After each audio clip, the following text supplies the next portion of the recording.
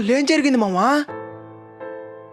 నేనే దారిలో వెళ్ళినా, ఏ అడ్డు నన్నాపినా, నీ వెంట నేనున్నానని నన్ను సాగొట్టిన నాన్నకు భయంతో, నాన్న మీద భయంతో, నాన్నకు భయంతో అంకితం నా ప్రతీక్షణం.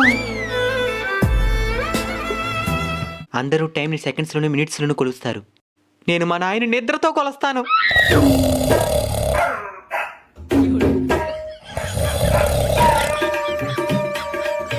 నేను ఈ నిజాన్ని మీ ముగ్గురికి ఎందుకు చెప్తున్నానో తెలుసా?